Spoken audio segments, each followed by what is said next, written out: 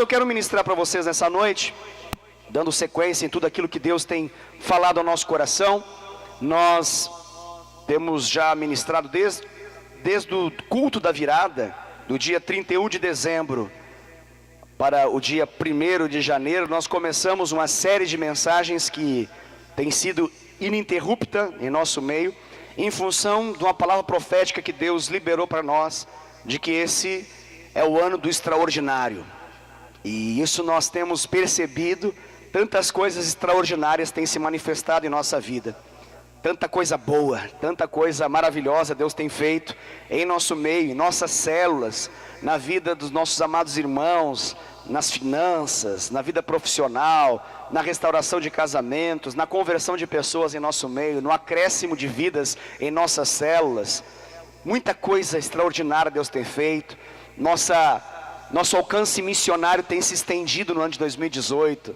Essa igreja, ela tem uma marca linda e maravilhosa, em função da sua arrecadação. Basicamente, por mês, 1/3 da arrecadação é destinado para abençoar missões, para abençoar outras realidades além dessa própria igreja. E ainda assim, pela graça do Senhor, com esses 2/3 que ficam, a gente consegue fazer tanta coisa aqui, tanto nessa estrutura. E você que tem caminhado conosco ao longo desse ano de 2018, tem presenciado, tem visto isso. No culto que vem, quando você chegar aqui na igreja, você já vai perceber coisas novas aqui. No outro culto ainda, mais coisas novas surgirão. Isso tudo é uma demonstração do mimo, do carinho do Senhor. É uma demonstração do quanto Deus de fato tem cumprido essa palavra do extraordinário para aqueles que creem, para aqueles que estão debaixo dessa palavra profética. Eu quero ministrar mais um tema sobre o extraordinário, mas hoje eu quero falar a respeito de posicionamento. Quero falar a respeito da nossa posição. Por isso a mensagem de hoje é posicionamento extraordinário. Posicionamento extraordinário. Amém, queridos? Glória ao nome do Senhor Jesus. Eu quero convidar você a abrir a sua Bíblia, por gentileza. Eu gostaria que você abrisse a sua Bíblia num versículo conhecido, mas muito importante para nós entendermos a nossa posição em Deus. Se encontra na carta do apóstolo Paulo aos Efésios, Efésios capítulo 2, verso de número 6. Efésios capítulo 2, verso 6. Aleluia.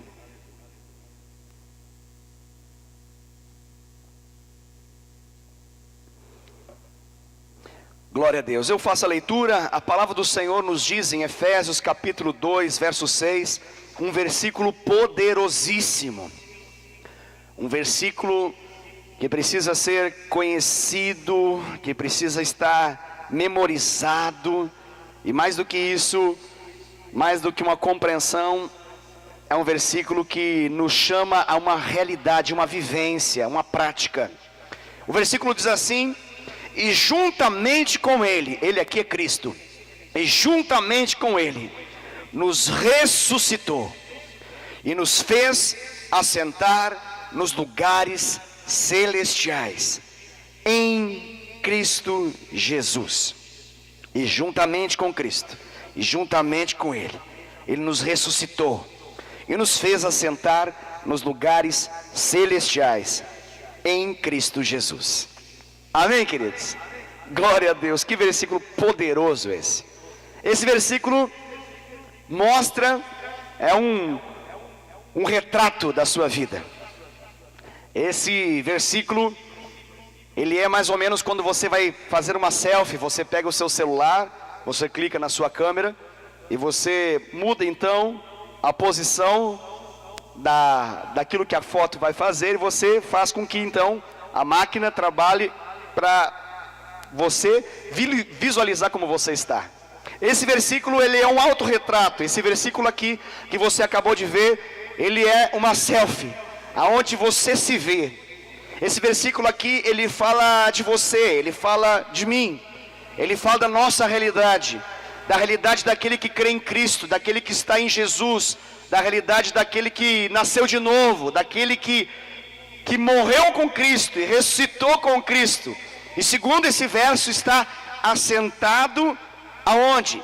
Nos lugares celestiais. Está assentado nos lugares celestiais em Cristo Jesus. Isso é maravilhoso. Isso é maravilhoso. Porém, eu acredito que o grande desafio da nossa vida, querido, o grande desafio da nossa vida, eu não sei se você tem essa mesma opinião que eu, mas quanto mais eu me conheço, e quanto mais eu conheço a realidade da terra, quanto mais eu vivo, mais eu descubro que o grande desafio da nossa experiência de vida está no fato de vencer a nós mesmos. Amém? Você consegue entender o que acabei de falar? Não sei se você já descobriu essa realidade. Me parece que a maior vitória que a gente tem que conseguir é vencer a nós mesmos. Porque eu tenho a impressão que a gente convive com muita gente complicada. Você convive com gente complicada? Eu convivo com algumas pessoas complicadas. Imagino que você também convive com gente complicada. Mas esse cara que está sempre na frente do espelho quando você olha, ele é o mais complicado de todos. Esse camarada que você visualiza quando você vê no espelho, quando você acorda, vai escovar os seus dentes, vai pentear o seu cabelo, é o mais complicado de todos. Está piscando a luz por causa do ar-condicionado, talvez seja melhor desligar, tá? Então, a grande questão é nós aprendermos como vencer a nós mesmos, como ter vitória sobre essa realidade, porque eu não sei se você já chegou a essa conclusão de que nós somos muito complicados, e a nossa complicação está no quão contraditórios nós somos, o quanto a nossa alma ela nos torna contraditórios, ora de um jeito, ora de outro, ora com humor, ora com outro humor, ora com um desejo, ora com outro desejo. É algo como uma montanha russa. Se nós formos olhar para dentro de nós, nós perceberemos que a realidade que se apresenta na frente do nosso espelho, ela gera uma tristeza muitas vezes. Eu não sei se você concorda comigo, talvez você pense, nossa, o pastor está meio deprimido, o pastor está meio triste, o pastor está se olhando muito na frente do espelho. Mas eu acredito que só pessoas que escolhem não ser sinceras consigo mesmo, fogem da frente do espelho. Porque quem quer ser sincero consigo mesmo, vai se ver no espelho e vai concluir que é um camarada muito complicado. Porque o bem que quer fazer não faz, o mal que quer deixar de fazer acaba fazendo, o pecado que falou ontem que nunca mais faria, faz de novo, o bem que disse agora vai, agora eu vou fazer daqui até o meu último dia de vida, deixa de fazer. A gente começa coisas e desiste daquilo que começou, a gente começa coisas que não precisava começar e para coisas que a gente não poderia parar. Tem uma série de realidades que quando alguém passa para nós vai dizer, esse camarada é muito complicado. E o pior disso tudo é que essa pessoa tem razão, porque a gente é complicado mesmo. Talvez os animais não sejam tão complicados. Você começa a perceber as reações dos animais e você percebe que é uma previsibilidade, eles são previsíveis. Mas você já percebeu o quão imprevisível é a sua alma? Se puder aumentar o meu retorno, me ajuda aqui, tá? Está sumindo o meu retorno e está aumentando para vocês, e o meu retorno foi aqui. Você já percebeu o quão imprevisível nós somos? Conosco mesmo. Não estou falando de frustrar os outros, eu estou falando de autofrustração. Quem aqui já se frustrou consigo mesmo? Ai, que coisa. O que deu aí? Pegou um probleminha? Pode tocar aqui? Ah, agora voltou aqui, ó. Obrigado, o retorno veio aqui para mim, glória a Deus. Deixa eu botar um pouquinho mais para cá, sem botar muito para o meu lado, senão pode acontecer um problema aqui. Vocês estão me ouvindo bem? Porque eu estou me ouvindo maravilhosamente bem agora, graças a Deus. Agora está maravilhoso, aleluia. Muito bem. Só que acontece, eu não sei se você já chegou a esse confronto consigo mesmo, e você já ficou tão desanimado consigo que você pensou assim, eu não tenho jeito, cara. Não tenho jeito, não. Já teve alguma área na sua vida que você falou assim, cara, não tem jeito não. Quem pode me livrar desse negócio? Quem pode mudar esse trem na minha vida? Quem pode mudar essa realidade que está impregnada em mim e não sai de mim? Já teve isso na sua vida em algum momento?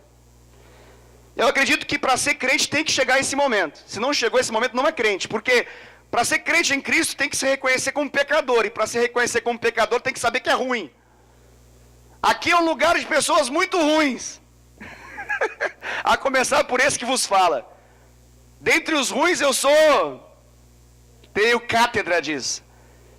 Fiz PhD nesse negócio. Sou ruim que dói.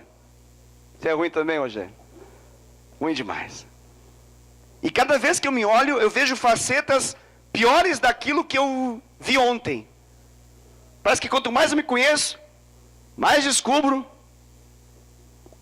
que ruim que é esse trem. Que ruim que é esse cara.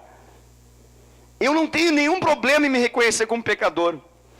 Eu acho, na verdade, que alguém tem algum problema, não vou dizer mental, porque seria uma ofensa, né? Mas uma falta de compreensão espiritual, no mínimo. Quando alguém não consegue se perceber como um pecador, carente de um Salvador, necessitado de alguém que o livre dessa condição. E esse é o caminho que todos nós precisamos passar, porque não existe evangelho sem isso. Só existe boa notícia, boa nova, quando a gente se sabe assim. Se a gente não se sabe assim, não existe esperança, não existe salvação. A Bíblia fala que não há salvação sem arrependimento. E o arrependimento passa por uma convicção de pecado, por uma convicção de que tem uma área ruim na nossa vida e que precisa ser extirpada, ser retirada da nossa vida. Eu não sei se você, quando você olha até no seu relacionamento com Deus, não sei se algum dia você já... Eu sei que essas coisas a gente não costuma falar, mas às vezes passa na nossa cabeça. A gente olha aquilo que está na frente do espelho e a gente percebe o quanto Deus investe em nós e dá uma impressão, parece que Ele está investindo na pessoa errada. Você já teve essa impressão? De que parece que Deus é bom demais, demais, demais, que Ele insiste em investir num cara tão ruim como a gente? Já teve essa impressão? Ou é só na minha cabeça que passou isso em algum momento? Já teve? Porque se eu tivesse investido numa pessoa como eu acho que eu desistiria tão facilmente. Me conhecendo, eu acho que eu abandonaria o barco. Mas Deus tem uma fascinação por mim tão grande. E Ele insiste na minha vida de um modo tão impressionante. E detalhe, todo dia Ele faz isso. As misericórdias dele se renovam todas as manhãs. E ele, na sua misericórdia, escolhe não me dar o castigo que eu mereço. Todas as manhãs Ele faz isso comigo. Eu tenho uma clareza muito grande que Deus é bom, Deus é misericordioso, eu não duvido em nada disso. Tanto quanto eu tenho clareza de que eu sou ruim, não presto, eu sou um grande pecador. Só que, quando a gente vai perceber a escolha de Jesus, a gente fica mais assustado ainda. Quando a Bíblia fala que Jesus, Ele passa uma madrugada inteira, quando Ele está com 30 anos de idade, Ele passa uma madrugada inteira para escolher os seus discípulos. A gente lê esse negócio e lê alguns capítulos posteriores e a gente quase que conclui que não valeu em nada a oração dele, de uma madrugada inteira. Parece até que foi uma perda de tempo, porque dentre tantas pessoas melhores que poderiam existir, a impressão que nos dá é que ele escolheu quem? Escolheu os piores possível. Cara, ele escolhe um Pedro, ele escolhe 12 pessoas que parece que só fazem bobagem, que tem uma capacidade enorme para errar, que tem uma capacidade enorme de fazer o que não deve ser feito, que pisam na bola, que erram, que fazem coisas péssimas, e a gente quase chega à convicção de que não valeu a pena. Parece que Jesus escolheu os malucos da época, os doidos, as pessoas piores. Então, diante disso, eu acredito que a gente tem que entender algo, para a gente poder entender essa relação do Senhor conosco. Se a gente não entender isso, a gente não vai conseguir viver uma vida segundo a vontade de Deus, viver uma vida plena, uma vida em abundância, que a única coisa que importa nós entendermos para que a gente possa ter esperança, e viver bem, e viver assertivamente, corretamente, acertando aquilo que Deus quer, que é um princípio, que é o mais importante princípio de todos os princípios da palavra do Senhor, que é justamente o princípio da fé. Simples assim. O princípio que a gente pode chamar de um espírito de fé. Se tem alguma coisa que você precisa entender, e nós precisamos mergulhar intensamente nesse entendimento, até ter uma revelação profunda disso, é um negócio que se chama fé. E um espírito de fé. Por quê? Porque se nós olharmos para aquilo que está na frente do espelho, a gente não vai acreditar. Não tem como o espelho produzir fé para nós. O espelho só faz uma constatação do quão ruim somos. Do quanto as coisas não são como gostaríamos. Do quanto nós conseguimos quebrar os acordos, quebrar os pactos, quebrar as alianças. Do quanto que nós conseguimos enganar a nós mesmos, assim como enganar os outros. Então, diante disso, se nós olharmos para aquilo que está à nossa volta, ou olharmos para aquilo que está na frente do espelho, a nossa fé, ela murcha, a nossa fé desaparece, a nossa fé, ela vai para qualquer outro lugar, porque a realidade aqui da terra não nos produz fé. A verdade é essa. Na linguagem do apóstolo Paulo, ele escolhe uma palavra em português que é desventurado. Ele diz assim, ó, desventurado o homem que sou, ele fala. Existe o bem-aventurado e existe o desventurado homem que sou. É o apóstolo Paulo olhando para si. Ele fala, o bem que eu quero fazer, eu não faço. O mal que eu não quero fazer, diz o apóstolo Paulo, eu faço. Ele fala, desventurado homem que sou. Ele faz uma pergunta, quem me livrará do corpo dessa morte? Quem que pode me livrar dessa realidade? Para onde ele está olhando quando ele chega à conclusão que ele é um desventurado? Para o espelho dele lá da época. Ele estava olhando para ele mesmo. E ele estava vendo o quão ruim ele era. E a verdade é que a gente se conhece, a gente conhece a nós mesmos. E a gente se conhece o suficiente para poder entender que o apóstolo Paulo não estava lunático, não estava simplesmente deprimido, num dia triste, mas ele estava chegando a uma constatação verdadeira. Todos nós aqui podemos dizer a mesma coisa. É uma desventura muito grande essa realidade da vida. E por quê? Porque existe o pecado. E esse pecado, ele existe em nossa vida. E ele torna isso tudo, ao invés de uma bem-aventurança, numa desventurança. E ele conclui esse momento que ele se depara com o espelho. Ele pergunta, quem poderá me livrar? E ele mesmo responde, ele diz assim, ó, graças a Deus, ele fala, por nosso Senhor Jesus Cristo. E aqui está a nossa esperança. Nisso reside a nossa esperança. E é sobre isso que eu estou mencionando. Essa resposta que o apóstolo Paulo chega, por uma revelação do Espírito Santo, é o que tornou o apóstolo Paulo um homem tão frutífero, tão poderoso, tão sobrenatural na terra. Porque ele entendeu a respeito desse negócio que se chama fé em Cristo. E ele está dizendo, olha, se eu olhar para aquilo que está na frente do espelho, isso não vai me animar, isso não vai me motivar, isso na verdade vai me decepcionar. E ele pergunta, quem que pode me livrar desse negócio? E ele mesmo responde, graças a Deus por Jesus Cristo. Isso é o quê? Isso é o espírito de fé. E esse espírito de fé precisa se manifestar em nossa vida. E precisa se manifestar de uma maneira consciente e de uma maneira constante. Grave isso. O espírito de fé precisa se manifestar de uma maneira consciente e de uma maneira constante. O espírito de fé não é apenas uma coisa que acontece no culto, mas tem que ser uma coisa que nós temos consciência todos os dias da nossa vida. E algo que nós manifestamos todos os dias da nossa vida. Por quê? A pergunta, por quê? Porque nós somos pessoas que todos os dias somos alvo de más notícias.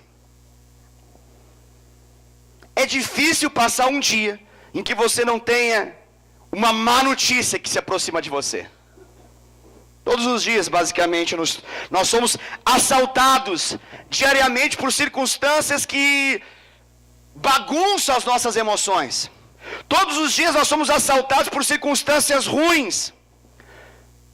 que baixa o nosso vigor, baixa a nossa energia, e o nosso corpo em si, ele vai se limitando todos os dias.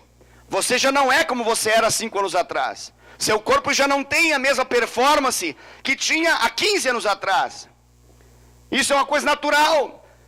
E pasma, vou te dar uma má notícia. Se você não teve nenhuma hoje, vou te dar uma má notícia. Vai ficar pior esse negócio. Se você estava, hoje eu não recebi nenhuma má notícia. Pois bem, o seu pastor está lhe dando uma. Seu corpo vai ficar mais fraco com o passar dos anos. Seu corpo vai ficar mais debilitado com o passar dos anos. Pastor, esse é profeta da desgraça, pastor. Não faça um negócio desse. Não fala um negócio desse que eu não quero. Amém.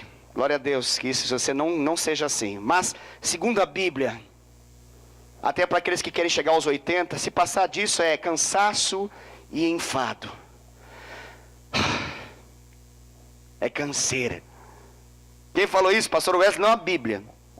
Por que isso? Por causa de um negócio chamado pecado. Então, nós somos surpreendidos, sempre de novo e de novo. Podemos dizer, fomos surpreendidos novamente. Por quê? Por más notícias que se manifestam em nossa vida. Por isso nós não podemos andar por aquilo que vemos.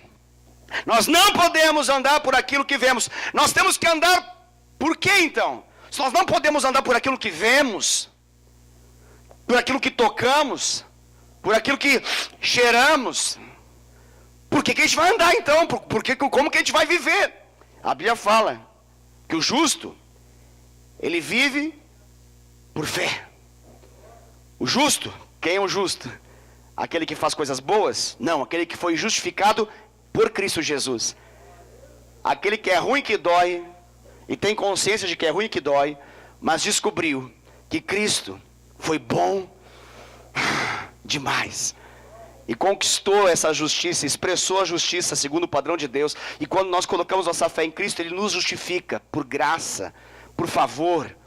E então nós somos justificados, nós somos os justos. O justo, ele anda, ele vive por fé. O justo não é apenas justificado por fé, mas ele anda em fé, vive por fé.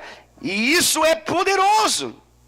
Por quê? Porque isso nos faz focar aonde? Se andar segundo a vista faz a gente focar na circunstância à nossa volta, ou naquilo que o espelho nos mostra, para onde a fé foca? O que a fé vê? Porque se os meus olhos naturais observam os problemas, circunstâncias ruins, se os meus ouvidos naturais sou surpreendido por telefonemas que dão más notícias, os meus olhos veem num Facebook, no Instagram ou no WhatsApp informações que trazem angústia ao meu coração, muitas delas. Para onde eu preciso olhar então? E aonde que a fé olha? A fé olha para o sobrenatural. A fé, ela olha para o extraordinário. A fé, ela olha para uma outra realidade. E a gente precisa aprender isso, porque algumas pessoas falam, ai, Jesus me tira dessa situação, me tira dessa realidade, me tira disso. E Jesus já orou sobre isso.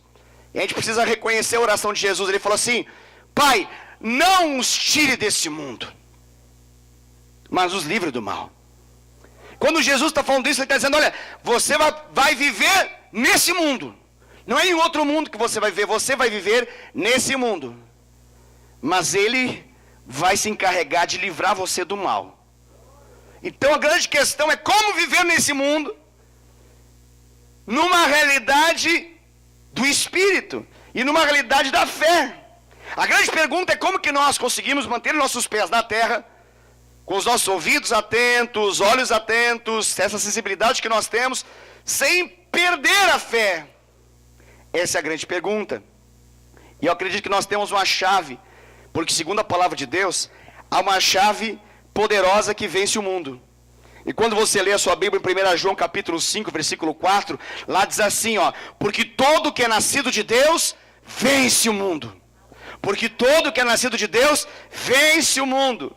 E esta é a vitória que vence o mundo. E qual é a vitória que vence o mundo? A Bíblia fala isso, 1 João 5, 4. É o que diz lá. A vitória que vence o mundo é a nossa fé. Deixa eu perguntar para você, como que você lida com as más notícias? Como que você lida com as más notícias? Uma pergunta importante. Por quê, pastor? Porque pode ser que amanhã você tenha uma má notícia. Como que você lida com a má notícia? Como que você costuma lidar? Eu espero que a sua resposta seja: eu lido com a fé, pastor. Em nome de Jesus, tomara que você faça isso. Tomara que você seja assim. Por quê? Porque você precisa de algo que o tire dessa realidade, dessa circunstância, e aponte a sua vida e o tire desse mundo nesse sentido. Mas não do mundo físico, porque você vai ficar nele. Mas daquilo que seus olhos fixam e que você é tentado a crer diante daquilo que seus olhos estão vendo. E a Bíblia fala que isso não deve acontecer na sua vida. Você não pode andar por aquilo que vê. Então como que a gente faz? Quando chega uma notícia, como que a gente faz? Eu acredito que essa é a palavra-chave ali, quando no versículo que a gente leu está escrito: regiões celestiais. Eu acredito que a palavra-chave ali é justamente a palavra celestiais. Lá de Efésios capítulo 2, verso 6, quando fala lugares celestiais. Pastor, o que é isso? Jesus nos permite ficar com os pés na terra, mas ser controlado por uma outra realidade que não é desse mundo.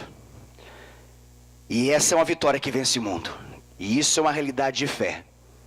E isso é uma resposta que a nossa vida precisa dar para as circunstâncias ruins que nos chegam. Porque a fé, ela nos faz transcender a realidade que está diante dos nossos olhos. A fé, ela faz com que a gente grude numa realidade que é a realidade espiritual. E a partir dela nós olhamos. Nós precisamos viver nesse mundo, sim. Mas nós não precisamos viver segundo o mal que esse mundo queira nos impregnar. Esse mal que o mundo quer nos fazer viver. Esse mal não precisa acontecer. E o caminho para nós não sermos pegos pelo mal é andar por fé, sentado nas regiões celestiais. Você já deve ter ouvido falar nessa brincadeirinha que algumas pessoas mencionam com alguns nomes, fala assim: não seja um crente Raimundo, né? Um crente Raimundo, qual que é a ideia do crente Raimundo? Ele tem o quê? Ele tem um pé na igreja e um pé no mundo, né? Crente Raimundo é essa ideia, um pé no céu e outro no mundo, um pé na igreja e outro no mundo. Ou seja, ele oscila entre duas realidades. Essa pessoa, ela vai ser uma pessoa muito confusa, ela vai viver uma vida muito medíocre, ela vai viver uma vida muito aquém daquilo que Deus quer fazer na sua história. E isso é manifesto através de atitudes práticas. Por isso que eu perguntei como que você reage, não é o que você está crendo nesse momento, mas como que você reage quando as circunstâncias ficam ruins, como que você reage quando não acontece o que você gostaria, como que você reage quando chega uma informação difícil de você ouvir, como você reage em fé, porque esse é o chamado de Deus para a sua vida. Porque ou eu me movo, ou eu me movimento, eu me movo pela fé, ou então eu vou me mover segundo o mundo. A ideia desse crente Raimundo que eu mencionei, ou seja, ou eu vou ser um crente espiritual de fato, de verdade, ou eu vou ser um crente carnal, ou eu vou ser um crente que me movo pela fé, ou então eu vou ver movido por aquilo que o mundo faz chegar a mim. E o que eu estou falando em relação a tudo isso? Eu estou falando que o grande segredo dessa história é onde você está posicionado. Qual é a sua posição?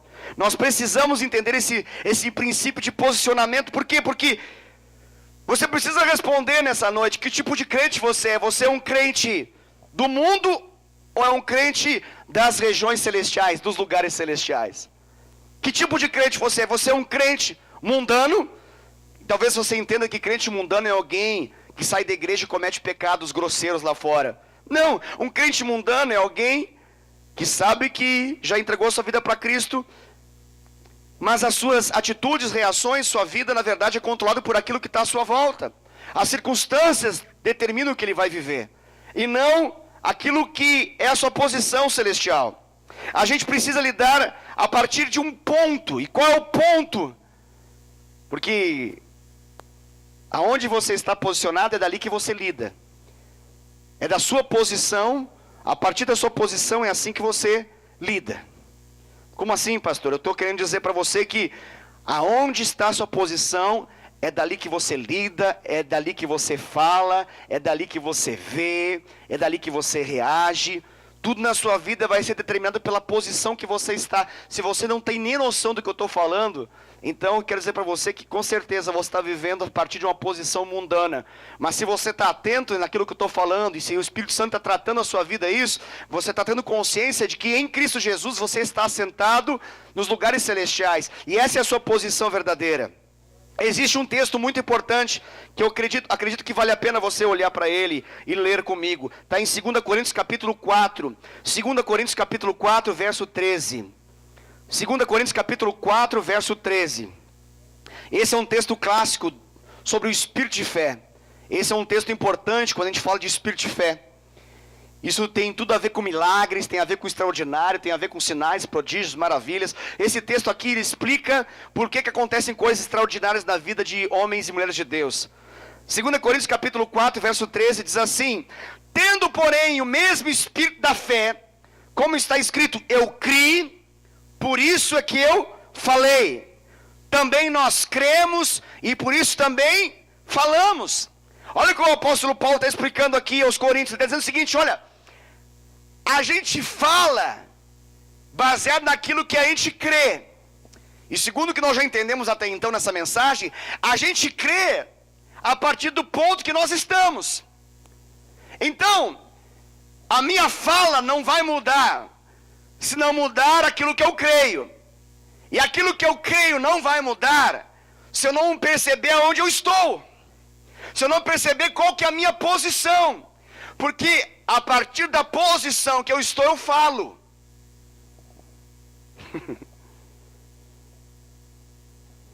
Dá para entender isso? A partir da posição que você está, você fala. É a partir da posição que você está que você fala. Então nós cremos e por isso falamos. E dependendo do lugar onde nós estamos, nós vamos fazer um tipo de declaração. Dependendo do lugar que nós estamos, nós vamos declarar a partir daquele lugar. A nossa fala vai ser uma reação ao posicionamento que nós estamos. Não há uma fé que se manifeste de um ponto diferente daquilo que nós estamos. Deixa eu explicar isso para você. Essa frase é um pouco difícil de compreender. Não há uma manifestação de fé a partir de um outro ponto que nós não estamos. Nós só manifestamos fé a partir do ponto que nós estamos. É do ponto que nós estamos que nós manifestamos fé. E essa fé pode ser contra nós, contra os princípios de Deus. Essa fé nesse sentido aqui é crer em algo.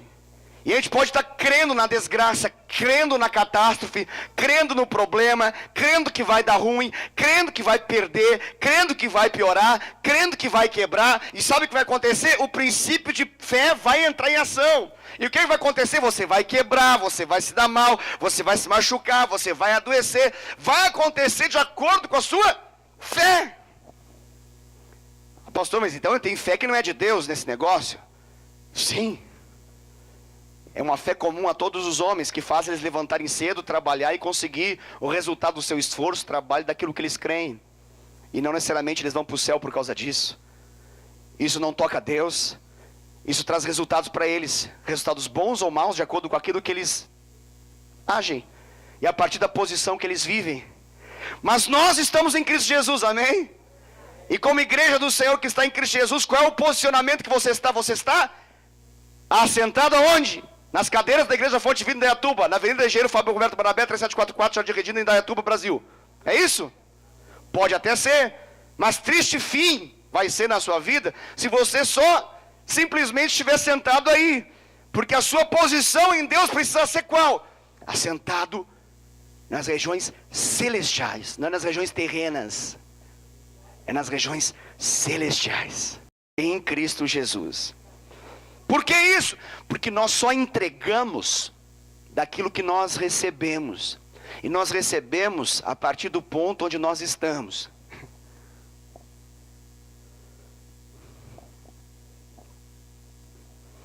Aquele negócio, né? Oh, eu tenho um ponto de vista diferente. Porque o seu ponto de vista é a vista a partir de um ponto. Então você vê a partir de um ponto e você tem um ponto de vista diferente porque você não está na posição que eu estou vendo. E aí qual que é a grande questão? Fala assim, vem até onde a posição que eu estou vendo, vem aqui, agora olha o que eu estou vendo aqui. Ah, é verdade, você tem toda a razão, é que eu não estava vendo a partir desse ponto, eu estava vendo a partir do outro ponto. Então a gente convida a pessoa, então venha ver o meu ponto. Aí você fala, mas esse é o seu ponto de vista, porque é a vista a partir desse ponto. Que explicação boba, pastor. Não, eu estou falando a respeito de posicionamento. Por que muitos crentes vivem de uma maneira medíocre? Porque eles têm um ponto de vista, que é a vista a partir da terra. E por que tem crentes vitoriosos e que vivem extraordinário? Porque eles têm a vista a partir dos céus. Tem crentes que vêm a partir daquilo que é temporal. E tem crentes que vêm a partir daquilo que é eterno. Daquilo que é atemporal. Tem crentes que eles vêm a partir daquilo que está concreto nas suas mãos. Mas tem crentes que vêm, mesmo que ainda nem olhos ouvirem, nem ouvidos ouvirem, nem jamais penetrou em coração humano. Mas eles já vêm, eles já conseguem ver. Porque eles conseguem ver a partir daquilo que Deus fala. Porque eles estão na perspectiva daquele que os posicionou naquele lugar lá, assentado. A gente não se assenta no lugar que Cristo está, porque a gente é gente boa. A gente não tem merecimento algum em sentar onde Ele está. Porque ele ali fala no versículo de Efésios 2,6 que nós estamos nele. Isso é maravilhoso. Isso é maravilhoso. O apóstolo Paulo fala assim, olha, um planta, outro rega, outro colhe, mas Deus traz o crescimento. Deus é quem dá o crescimento. Olha que coisa impressionante. Fala assim, o Luciano planta, Wesley rega, Rogério colhe, Cristina planta, a Jo rega, Bene colhe. Aí fala assim, mas Deus é quem dá o crescimento. O que esse versículo está querendo dizer para nós? Olha, existe um ponto a partir do Luciano, existe um ponto a partir do Wesley, existe um ponto a partir do Rogério, existe um ponto a partir da Cristina, existe um ponto a partir da Jo e da Benedita. Mas existe uma realidade, que é a realidade de Deus. E a Bíblia fala que Deus, a realidade dele faz as coisas crescerem. O problema da nossa vida é que às vezes a gente está em função do Luciano, está do Wesley, está do Rogério, está da Cristina, da Josima, da Benedita, quando na verdade o Senhor está falando, vem para mim, porque do meu ponto as coisas crescem. É do meu ponto que as coisas crescem. Quando você se senta de onde eu estou, quando você vê aquilo que eu estou vendo, quando você faz as coisas que você precisa fazer a partir da posição que eu estou, a minha posição ela é estrategicamente extraordinária. E por ser estratégica e extraordinária, o que vai acontecer com quem está naquele que faz as coisas crescerem? Vai crescer. Vai crescer. Vai crescer. Nós precisamos, na verdade, ajustar esse ponto da nossa vida, essa posição. A gente precisa se definir. Se a nossa posição vai ser do céu ou vai ser da terra. Elas são realidades completamente diferentes. O mundo não pode nos ter. Não pode nos tomar. Se o Senhor é aquele que dá o crescimento, então nós precisamos estar nele para poder crescer. Precisamos vencer a nós mesmos para estar nele. Eu não vou viver de fato outra realidade se eu não morrer para mim mesmo, para poder viver para ele. O apóstolo Paulo fala, olha, chega, eu morri para mim mesmo. Já não sou mais eu quem vivo. Olha o que ele está querendo dizer. Mas agora é Cristo que vive em mim. Ele descobriu o negócio, ele está mencionando, olha, é nessa perspectiva, é a partir disso que eu quero viver, é desse modo. O mundo, eu vou ter que viver nele, mas eu vou vencer o mundo.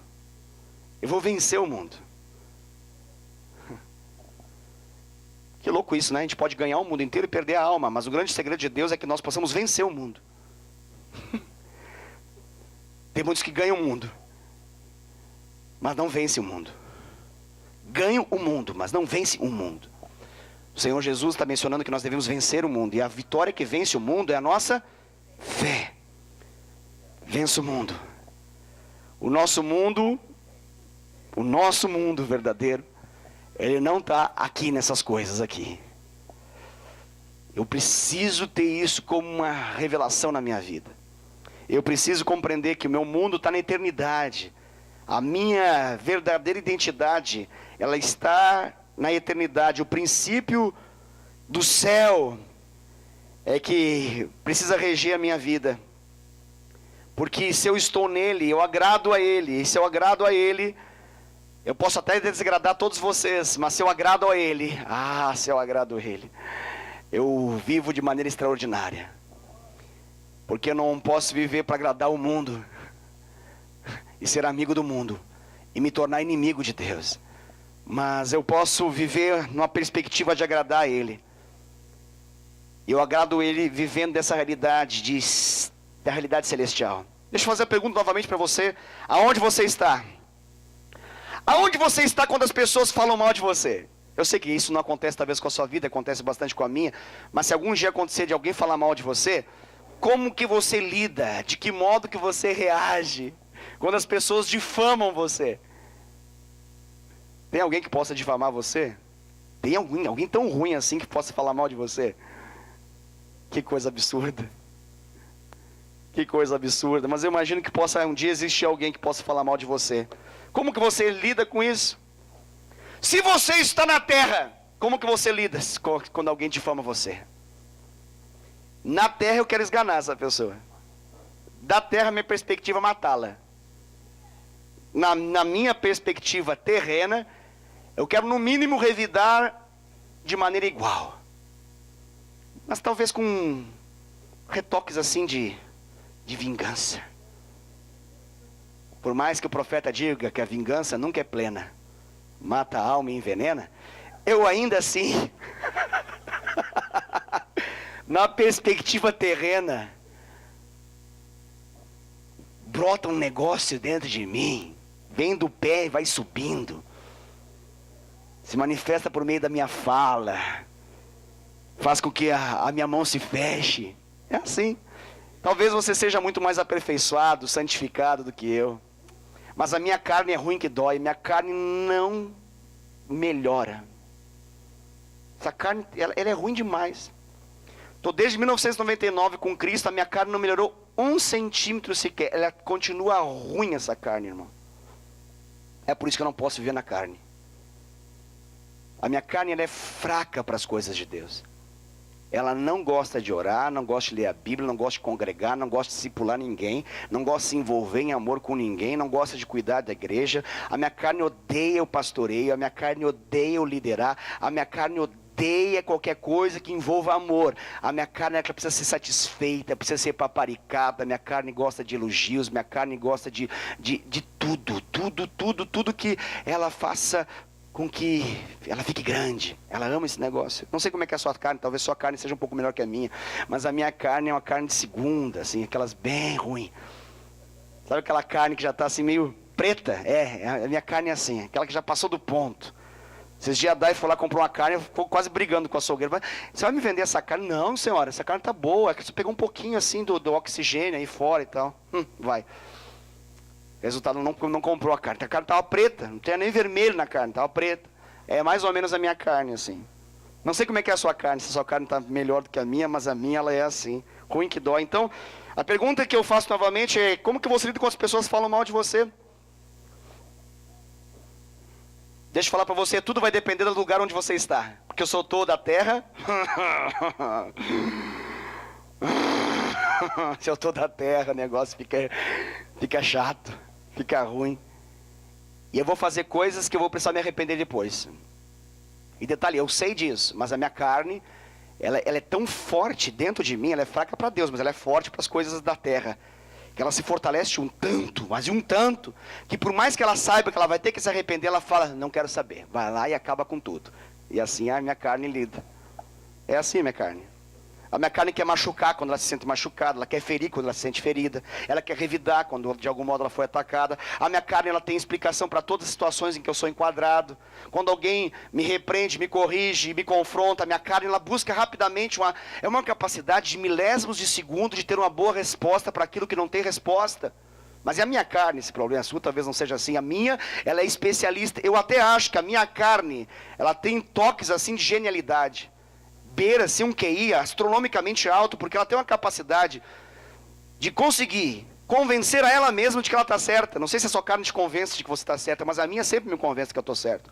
A minha carne não se arrepende, a minha carne não fala que eu estou errado. A minha carne sempre fala assim, você está certo, Wesley. O mundo que não entende você. Esse povo que está na tua frente não entende você. As pessoas que você cuida, olha que desgraça de gente. Você é um cara bom. Você é um cara legal. Você é um cara bacana. Minha carne fala assim comigo. Como é que sua carne fala com você? A minha fala e fala bastante. Principalmente na frente do espelho. Ela tenta me convencer que aquilo que está tão ruim na frente dela não é tão ruim. Aí a gente fica mais tempo no espelho. Ela começa a dizer, não é tão ruim assim. Ela é enganosa. Esse meu coração é enganoso, mais que qualquer outra coisa. Enganoso é o coração. Enganoso demais é o coração. Ai, Jesus. Eu sei que essas coisas não tem muito sentido a gente pregar aqui, porque essas coisas não acontecem com a gente, mas eu ouvi falar que tem acontecendo em alguns lugares do mundo aí, por isso eu decidi pregar sobre isso nessa noite. Pode ser que esse vento venha para cá, a gente já sabe como se proteger dele. Porque parece que lá fora, as pessoas, mesmo sendo crentes, algumas dessas crentes lá fora, elas se permitem serem machucadas por qualquer situação. Qualquer situação.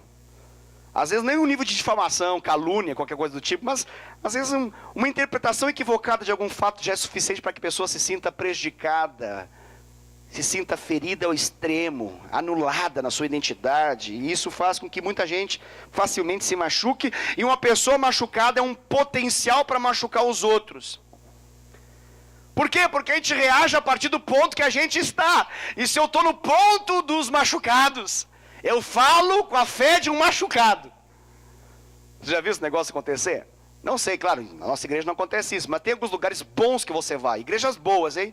Igrejas boas, pastores bons, liderança boa, visão boa, igreja que tem tudo para dar certo, mas tem um grupo dos machucados. E eles ficam assentados nesse lugar. E tudo que fala profeticamente lá na frente, eles combatem, dizendo, não vai acontecer. Porque o povo aqui é ruim. Esse povo não vale nada aqui. Conheço esse povo faz tempo. Isso aqui não é cobra. Isso aqui é víbora. Isso aqui... Vixe! Aqui o negócio não funciona assim. Não sei porque está falando esse negócio tudo aqui. Aqui? Eu conheço essa terra. Mas a nossa realidade não é dessa terra, amém? A nossa realidade é que nós estamos assentados nas regiões celestiais em Cristo Jesus. Aleluia, aleluia, glória a Deus. Que bom que você está entendendo. Queridos, entendam algo. O princípio do Espírito de fé, ele é geográfico. O princípio do Espírito de fé, ele está dizendo que a posição que você está determina o que você crê, o que você fala. A sua fala vai ser a partir daquilo que você está vendo nessa posição. Se eu estou no céu, eu avanço infinitamente. Não há limites para quem avança na perspectiva celestial. Porque o céu não tem limites, mas a terra tem. O globo terrestre tem um limite. A terra tem um limite. Por mais que o homem não consiga discernir os limites do universo, tem limites também. Porque tudo que está na nossa perspectiva é limitado. Mas aquilo que está na perspectiva da eternidade não é limitado. Se eu estou na terra, eu me movo com limitação, porque a terra é limitada. Tudo que está na minha volta é limitado. Mas se eu me movo na perspectiva celestial, não tem limites, não tem barreiras. Em nome de Jesus. O mundo me parece cada vez mais desesperado. E eu não sei se você acompanha assim os noticiários, né? Mas assim a impressão que me dá é que cada ano que passa mais desespero surge. Mais desespero surge. Você percebe que facilmente uma população de 220 milhões de pessoas fica aflita? É uma coisa assim apavorante. A gente tem uma impressão de que está tudo sob controle, tudo certo, tudo legal. Mas, eu vou dar um exemplo para vocês, não estou falando que eu concordo ou não concordo, é apenas uma constatação. Uma greve é capaz de mudar absolutamente o cenário de uma nação que parecia tão calma, tranquila e segura. E parece que nós estamos entrando numa greve de alguns poucos dias, num clima de guerra civil, em que as pessoas precisam atacar umas às outras para poder ter o que comer. É algo desesperador, é tão simples acontecer. Por quê? Porque a perspectiva da terra é desesperadora, querido. A perspectiva da terra, ela gera medo, gera insegurança. Mas se eu estou conectado no trono, tudo funciona. Se eu estou conectado no Senhor, tudo dá certo. Vou dar um exemplo para você entender. Quando você lê o livro de Atos dos Apóstolos, capítulo 27, capítulo 28, que são os últimos 2 capítulos do livro de Atos dos Apóstolos, lá tem a história do tal do naufrágio do apóstolo Paulo. Detalhe, perceba como é que funciona a coisa. O apóstolo Paulo falou, olha gente, vai naufragar o negócio. Vai ter grande prejuízo, mas ninguém vai morrer. O negócio vai perder tudo. Aí o povo, não, que bobagem, isso é besteira, coisa de gente crente, nada a ver. Vão lá, o que acontece? O naufrágio acontece. Aí o capítulo 28 começa narrando a situação deles, depois que eles chegam, depois do naufrágio, eles são levados para uma ilha. E lá na ilha, eles são bem recebidos por homens desconhecidos, que pareciam que ia ser assustador demais, mas esses homens os tratam bem. E lá na praia, na borda, na ilha ali, se encarregam de fazer comida para eles, e aquecê-los, e percebendo que eles estão com frio, em função do mar, quase que uma hipotermia acontece, eles agora o que fazem? Eles começam a trazer gravetos, e fazem chamas ali, fazem fogueiras na borda, na beira da praia. E dentre eles está quem? Está o apóstolo Paulo. E ele vai se aquecendo, ele está ali sendo bem tratado. E os moradores daquele lugar estão olhando para aquela cena e estão pensando que coisa extraordinária que aconteceu. Esse povo era para estar morto, mas não está morto. E agora o apóstolo Paulo vai pegar um graveto, e quando ele vai colocar um graveto no fogo, para poder intensificar o fogo, uma víbora, uma cobra, envolve o seu braço. E instantaneamente as pessoas pensaram, meu Deus, esse homem é um assassino. Porque alguém não pode ter tanto azar na vida assim. Veja bem, esse cara é mau, esse homem não presta, meu Deus, acabou de ser um náufrago, que vai para a ilha, e uma víbora ataca ele, mas vai ter azar assim, lá no inferno. Os moradores estão pensando, e todos pensam, esse cara é maldito. E eles dizem na palavra bíblica, Atos 28, esse cara é um assassino. O apóstolo Paulo percebe a víbora envolve o braço dele, ele simplesmente faz assim, e joga a víbora no fogo, e o povo fica olhando para ele, todo mundo, é um assassino, vai morrer, olha o inchaço que vai dar, ele vai cair duro. Pode perceber, não dou 1 hora, passa 1 hora, não dou 2, passa 2, não dou 3, passa 3, eles falam, ele não é um assassino, passa 4, eles falam, esse cara é um Deus. Não, olha o que acontece. Vamos de novo. O cara está aqui, ele fala assim, vai naufragar. E o povo fala, nada a ver, bobagem esse negócio, coisa de profeta louco. Bora, vamos para esse transatlântico, bora lá. O negócio se arrebenta. Ele diz antes, ó, vai arrebentar com tudo, mas ninguém vai morrer. Eles estão vivinho da Silva. Aí o profeta pode pensar, olha aí, tá vendo? Vale a pena confiar em Deus, aleluia, glória a Deus. Olha que maravilha, Deus é o Deus que faz com que as pessoas nos honrem na terra. Olha esse povo maravilhoso aqui que eu nem conhecia, achei que ia me matar, me comer vivo. Olha só, achei que eram canibais, nem estão me matando, estão me dando fogo, estão me dando comida, que coisa gloriosa. Por quê? Porque eu sou um profeta de Deus, aleluia. Pensa um Paulo carnal, tá? Glória a Deus, aleluia. Aí daqui a pouco ele vai botar uma mão num graveto, vai jogar no fogo, uma víbora pega ele. Está picando ele. E o povo pensa, é um assassino, isso não vale nada. Isso é um miserável de um pecador, isso aí é um maldito de um homem. Ninguém pode ser tão azarado assim. Isso aí, sai dele. Nem fica perto, isso aí, esse azar pega. Deixa que morra míngua esse miserável. O povo está pensando isso. E agora ele pega, joga no fogo, passa umas horas e o povo fala, você é um Deus. Meu Deus do céu. Mas imagina que loucura. Se o apóstolo Paulo vai depender da aprovação dos homens, se o apóstolo Paulo vai depender da que as pessoas acham, primeiro, é um profeta. Segundo, a profecia que você falou não é verdadeira. Depois que a profecia se cumpra, o povo fica olhando, olha que legal, não, tem um propósito na vida dele. Depois a víbora pega, você é um assassino. Depois que a víbora morre, e ele não morre, você é um Deus. O que eu estou querendo dizer com isso? Você consegue perceber como há uma circunstância que em 3, 4 horas ela pode mudar completamente? Você pode sair da condição de um assassino para um Deus. As pessoas podem te julgar de um assassino numa hora, passa algumas horas, você passa a ser Deus para elas. Agora pergunta, você é assassino? Não. Você é Deus? Não. Tem como confiar nesse negócio? Tem como você olhar por essa perspectiva? Claro que não. O cara se livra do naufrágio, foi picado pela víbora, depois joga a cobra no fogo e passa a chamar de Deus. Quando eu olho da perspectiva desse mundo, eu saio do princípio da fé e eu passo a me mover segundo o mundo. E eu posso achar que eu sou assassino de verdade, mesmo que eu não seja, ou eu posso achar que eu sou um Deus quando eu não sou. Imagina que loucura. Você é um líder, por exemplo, você lidera pessoas. As pessoas, acontece algo, elas interpretam mal e falam, esse cara não vale nada, isso é uma praga, isso aí não vale nada, não vale o que come. Talvez se você interpretar a partir da interpretação deles, assentado na terra, você vai se machucar, vai querer comprovar que não é assim. Alguma coisa pode mudar e as pessoas vêm para você, você é um Deus, você é todo poderoso. Também não está certo. O que eu estou querendo dizer é que, quando eu olho a partir desse mundo,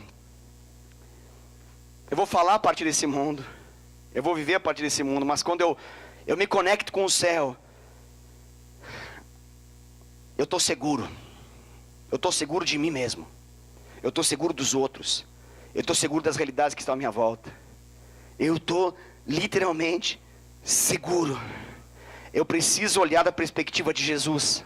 Eu preciso olhar da perspectiva de Jesus. Quem aqui já teve problema financeiro na vida? Bastante gente já teve problema financeiro na vida. Jesus um dia teve problema financeiro também. Você acredita que Jesus teve um problema financeiro para resolver? Chegaram para ele e falaram assim, ó, Jesus, o negócio é o seguinte, ó, tem que dar a César o que é de César, como é que é aquele negócio lá. Então, seguinte, tem que pagar uns impostos aí que o povo está cobrando da gente. Tem que pagar uns impostos. Ele fala, calma, faz o seguinte, não se preocupa não, vai pescar. Mandou os discípulos pescar. Daí que surgiu a frase, aquele decalque de carro, tá nervoso? Vai pescar. Jesus falou assim, ó, Pedro, vai pescar. Vai pescar que é bom. Vai pescar que é legal. E quando você pescar, saiba que, ele fala, a moeda que vai pagar esse imposto está na boca. Está na boca do peixe. Que loucura esse negócio. Isso é uma loucura. Jesus fala umas coisas aqui. Ele não fala assim, a moeda está na barriga do peixe. A moeda está na cauda do peixe. Ele não fala, a moeda está em cima do peixe. A moeda está próxima do peixe. Ele fala, a moeda está na boca do peixe. Precisava ser assim? Não. Jesus poderia fazer assim, ó, e cair dólares sobre ele. Reais, euros, ouro, prata, tudo poderia cair, pagar toda qualquer conta. O que ele está falando? Ele quer ensinar um princípio. Quem são os peixes? Quando ele fala para o Pedro, Pedro, eu vou te fazer um pescador de homens. Na perspectiva de Jesus, o peixe ali tem a ver com vidas, com pessoas. Ele fala o seguinte, está na boca. A solução está na... Você pegou esse negócio aí ou está muito tarde para você pegar um trem desse? Porque às vezes quando passa das 9 horas, o espírito das 9 horas pega, e a gente não pega a revelação mais nenhuma de Deus, só pega da terra. Começa a roncar a barriga, a gente fica inquieto. Dá tudo, dá um monte de coisa depois das 9. Porque deveria ser proibido um culto depois das 9 horas, eu acho. Só cinema tem que deixar. Meia-noite, 1 da manhã. Netflix, tem que deixar. 2 horas de filme tem que deixar. Mas culto, passou das 9, tem que ser proibido esse negócio. Isso não deve ser de Deus, não. Mas parece que Deus está falando, então só vou mencionar. Depois das 9, espírito das 9 horas sai em nome de Jesus, beleza? Ok, vamos lá. O que Jesus falou? Que o milagre estava onde? Na boca. Na boca. Não estava na carteira do peixe. Não estava no trabalho do peixe, estava na boca do peixe. Porque se a boca for ruim, querido, o trabalho fica ruim, tudo fica ruim. E tem umas bocas ruins, não tem? Claro que longe da gente, graças a Deus. Mas a gente está aprendendo um princípio poderoso, que é o princípio da boca. Da boca. Por quê? Porque do modo como você está posicionado, a sua boca, ela vai manifestar ou provisão ou escassez, ou prosperidade ou miséria, ou milagre ou problema.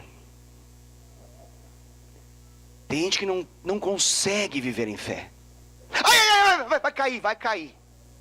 Já está dizendo, vai cair. Nem espera cair para poder dizer caiu. Fala, vai cair! Ah, vai cair. Aí não cai, fala, não caiu. Não caiu mesmo. Não caiu. Não sei não, hein? Eu acho que vai dar ruim. Não sei. Eu não sei. Acho que não vai dar, não. Tem umas bocas assim, né? Graças a Deus não é a sua. Mas tem gente que já entra dizendo que vai dar ruim. Já entrou. Primeiro dia de trabalho. Não sei não. Chega em casa e como é que foi o trabalho? Não sei. Não sei. Tem uma mulher lá, não bateu.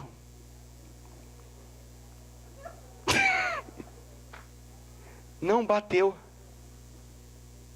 O que tem que bater? Não bateu o santo, claro. Bate mesmo. Vai bater mesmo. Com esses santos aí não bate mesmo. Com o Espírito Santo bate todas as situações. Porque você não está na pegada, no ritmo do mundo, você está no outro ritmo. Você não está dizendo, eu senti ruim, deu ruim, não sei. Não, você está na convicção daquele que está assentado nas regiões celestiais em Cristo Jesus. Como é que está a sua casa? Tá indo. Seu casamento?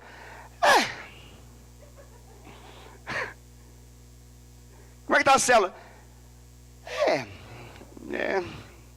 Sabe como é, né? As pessoas, né? Sempre são as pessoas. As pessoas, né? Complicado esse negócio. Graças a Deus, Deus tem nos ensinado. Porque a Bíblia fala, eu creio, por isso eu falo. E eu só avanço por um espírito de fé. Eu retrocedo com qualquer outro tipo de fé que não seja fé em Cristo Jesus. Quem me livrará do corpo dessa morte? Graças a Deus por Jesus Cristo. Faça um exercício no nome de Jesus na sua vida ministerial, na sua vida pessoal, na sua vida profissional, em todas as realidades da sua vida. Faça um exercício ousado, difícil num primeiro momento, mas que é possível para aqueles que estão crendo.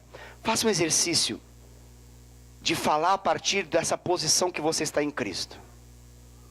Faça o exercício de falar dos outros a partir dessa posição que você está em Cristo Jesus. Que esse negócio é uma bênção. Ai, Jesus Cristo. Não entendi, pastor, porque você está rindo. Porque eu sei que é desafiador, querido. Vou falar de novo para você entender. Olhe para sua esposa a partir dessa perspectiva. Olhe para o seu esposo a partir dessa perspectiva. Olhe para os seus filhos a partir dessa perspectiva. Olhe para os seus pais a partir dessa perspectiva. Qual perspectiva, pastor? Daquele que está sentado em Cristo Jesus, nas regiões celestiais. E fale a partir daquilo que você está vendo em Cristo Jesus. O que você vê sobre as pessoas em Cristo Jesus? Fale do seu trabalho, fale do seu patrão, fale dos seus colegas a partir dessa perspectiva. Fale dos seus discípulos a partir dessa perspectiva. Fale dos seus liderados a partir dessa perspectiva. Fale das pessoas que você está próximo a partir dessa perspectiva. Você consegue entender o que eu estou pedindo para você? Você entende o que eu estou mencionando? Não fale a partir de uma perspectiva daquilo que seus olhos estão vendo. Fale da perspectiva daquilo que Deus está ministrando para você, daquilo que a fé está chamando a existência, aquilo que não existe ainda. Fale da perspectiva daquilo que é pleno, perfeito, acabado, terminado, executado, daquilo que está consumado, daquilo que foi consumado na cruz. Fale da perspectiva daquilo que é o propósito de Deus sobre a vida de uma pessoa. Fale da perspectiva daquilo que seus olhos, quando você está cheio de convicção em Deus, você consegue falar. Fale dessa perspectiva. Pastor, o que eu ganho com isso? No mínimo você vai ganhar mais amigos, porque é ótimo se relacionar com uma pessoa que fala da perspectiva da fé. É entusiasmador demais, entusiasmante demais você se aproximar de alguém que te olha a partir da perspectiva da fé. Isso é maravilhoso. Ontem eu falava com a Thaís, minha amiga, a gente estava falando a respeito do pastor, meu discipulador, o pastor Daniel. Ela perguntou a respeito como é que é o discipulado. Eu falei assim, entusiasmante demais para mim. Por quê? Porque sempre que eu converso com ele, ele consegue ver coisas em mim que Jesus Cristo. Ah, pastor, ele vê muita coisa ruim. Não, ele vê uns negócios tão bom, mas tão bom, tão bom. que quando eu estou falando com ele no telefone, às vezes eu estou na frente do espelho perguntando, meu Deus, o que eu creio? Se isso que está no meu espelho ou isso que ele está falando no meu ouvido? Porque é uma loucura essa realidade. Ele fala, você é um grande homem de Deus, você vai tocar muitas pessoas, vai influenciar multidões, Deus vai te usar poderosamente, eu vejo isso na sua casa, você tem uma família maravilhosa, você tem um casamento extraordinário, você tem filhos poderosos, são influentes em Deus, são grandes líderes, vivem, Deus do céu. Aí eu saio desse lugar onde eu estou, um filho gritando, né? Aí eu falo, grande líder, aleluia. Aleluia. Sai do lugar e a Dai fala, você já fez aquilo lá, Wesley, que eu falei aquilo lá? Não.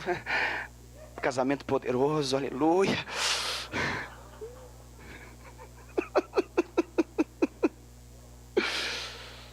Alguma situação em nosso meio acontece, alguém me liga, um telefonema, um WhatsApp, alguma coisa, eu fico, que igreja poderosa, essa igreja extraordinária, meu Deus, que igreja extraordinária.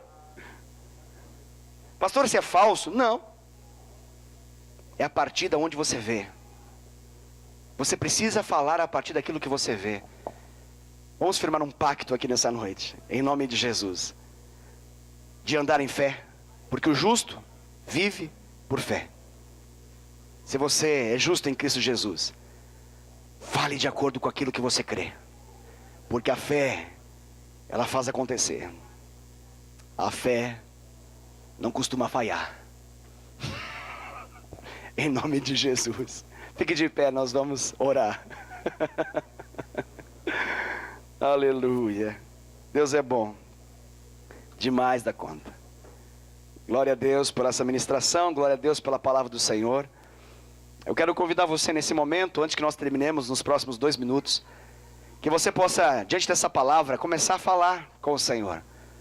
A fé fala, a fé fala, a fé ao avesso fala e manifesta coisas ruins, mas a fé de Deus, a fé em Cristo Jesus, ela precisa falar. Pastor, eu não sei falar, mas como é que a gente sabe falar coisa que não presta? A gente sabe falar tão rapidamente coisa que não vale nada, coisa que é ruim, coisa que é maldita, coisa que é desgraçada. A gente enche a boca às vezes para falar tudo isso. Por que na hora que alguém fala assim, comece a falar em fé em nome de Jesus, a gente fica tão tímido? Eu quero dizer para você que sim, você que é uma nova criatura em Cristo, você que é um homem de Deus, mulher de Deus, você pode começar a falar realidades de Deus sobre a sua vida, sobre a sua casa, sobre o seu trabalho, sobre a sua saúde física. Você pode começar a chamar a existência realidades que não existem. Aonde não existe? Não existe no mundo físico, mas já é uma realidade em Deus, já é uma realidade desde a fundação do mundo. A Bíblia fala que Jesus não nos salvou há 2018 anos atrás, Ele nos salvou antes de todas as coisas, antes da fundação de todo mundo, Ele já nos salvou em Cristo Jesus. Ou seja, essas realidades que eu estou falando, as realidades da fé, elas estão aí à nossa disposição há muito tempo, há muito tempo, há muito tempo. Chame a existência em nome de Jesus. Pastor, como é que eu faço isso? Feche seus olhos, abra o seu coração, se esqueça de qualquer outra realidade à sua volta e comece a dizer para o Senhor aquilo que você é nele. Aquilo que o espelho mostra para você, você às vezes fala tanto, mas agora chegou o momento de você dizer aquilo que você é nele. Você não está na frente do espelho, você está diante da palavra do Senhor, da Bíblia Sagrada, da revelação de Deus. E Deus fala para você que você está sentado nas regiões celestiais, nos lugares celestiais, em Cristo Jesus. Você morreu com Cristo, ressuscitou com Cristo e está nas regiões celestiais, assentado nesse lugar. E a partir desse lugar você pode abrir a sua boca e começar a falar. Chame a existência o que não existe. Chame a existência no seu casamento, chame a existência na sua identidade, na sua sexualidade. Chame a existência no seu trabalho, chame a existência nos seus estudos, chame a existência no seu ministério, chame a existência. Fale, abra a sua boca e declare o quão extraordinário você é em Deus, porque você está em Cristo. Quem está em Cristo cresce, vive extraordinariamente. Quem está posicionado em Cristo vive os milagres, o sobrenatural, a glória. Vive milagres, vive sobrenatural. Declare isso em nome de Jesus.